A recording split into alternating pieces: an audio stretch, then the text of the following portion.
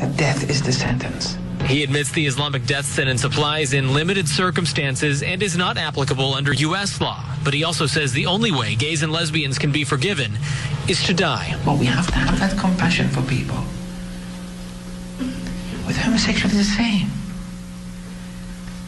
Out of compassion, let's get rid of him now. Locally, a Sacramento Baptist preacher issued extreme and troubling comments in a videotaped sermon, actually praising the Orlando club attacks. Hey, are you sad that 50 pedophiles were killed today? No, I think that's great. I think that helps society. You know, I think Orlando, Florida is a little safer tonight. The good news is that there's 50 less pedophiles in this world because, you know, these homosexuals are a bunch of disgusting perverts and pedophiles. That's who was a victim here, are a bunch of just disgusting homosexuals at a gay bar, okay? If anything will ever unite different religions, even rival religions, it's gonna be homophobia. Oh, and riddle me this. Why is it always assumed that same-sex attraction naturally leads to sex with children? They always use pedophilia as their go-to against gays. Seriously, what's that about? Let's do this.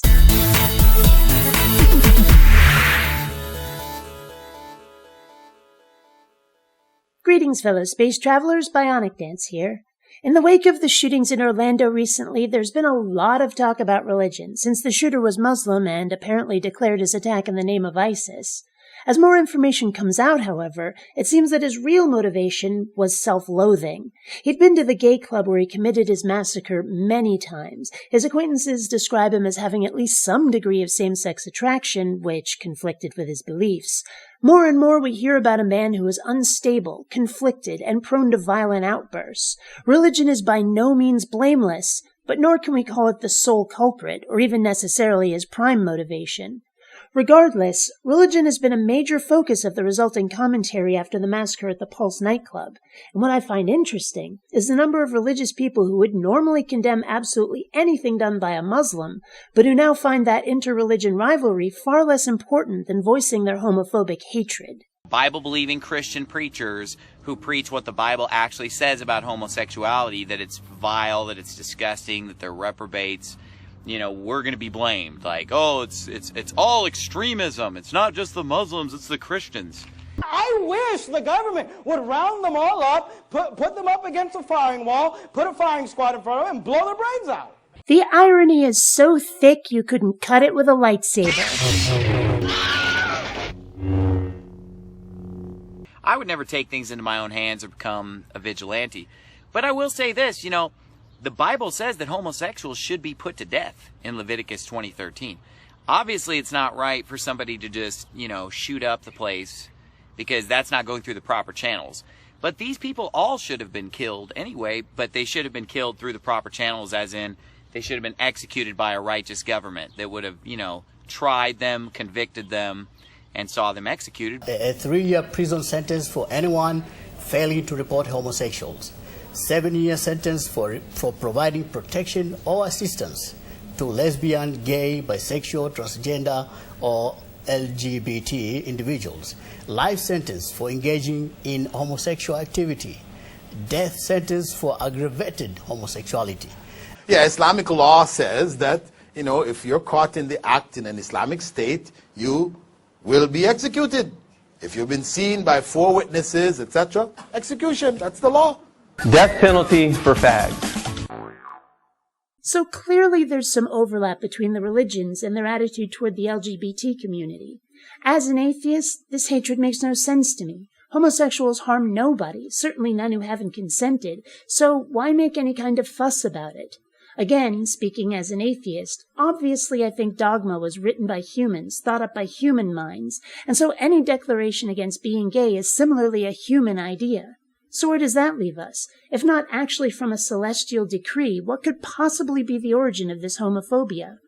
I think the most likely possibility is a kind of prejudice I like to call the ick factor. It's a sort of personal preference that is much like our distaste of certain foods or music, but is sometimes taken to such an extreme that its holder feels that what has triggered it cannot be allowed. Let's see if I can give you an example. Speaking as a lesbian, I find penises rather icky. They're just sort of creepy, to be honest, and I no more want to picture straight porn than I do gay boy porn, because there's going to be at least one more of them than I want to see. But just as I wouldn't step in the way of anybody who wanted mayonnaise on their sandwich, despite the fact that mayo is nasty, neither would I tell males that they can't ever have sex regardless of their partner. That's tolerance of something I don't like. However, your basic homophobe is probably having a similar reaction, but turned up so high that tolerance simply isn't possible. Their ick factor makes them see an abomination, rather than simply something for which they have no taste, and they find they must destroy it. There is one part I don't really understand, however. It's always been my impression that straight guys think their own dicks are awesome, but every last other one in the world is nasty. And I think I've heard straight girls say something similar about vaginas, though less often and with less intensity as the males, and often just as self-conscious of their own naughty bits. It just seems a little hypocritical, assuming, of course, that their reasons for disliking homosexuality and their attitudes toward their own personal junk are as I think. But given how rarely the objections to being LGBT move beyond sex, you very rarely hear anybody say the relationship is an abomination, just the rumpy-pumpy, I think I'm on the right track with this one. And it's weird.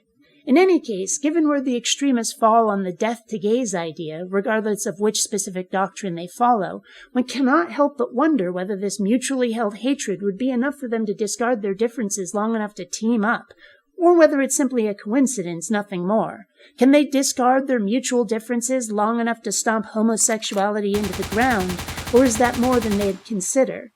Do you think LGBT rights could ever move beyond atrocities and into outright warfare? Picture World War II, but while gays were rounded up too, the Jews got the most press. Imagine if that were reversed. Do you think that could be the basis for World War III, but with the bad guys being even more overtly religious? And yes, I'm choosing my words deliberately here. We know that Hitler and his goons used religion as one of many motivations for their atrocities, but, again, it's a matter of degree. These are the sorts of things I think about when something like the Orlando shooting happens. And possibly I overanalyze, but that's what a forum like the Inner Tubes is for. Until next time, fellow space travelers, this is BionicDance saying don't run on automatic. Instead, please, think.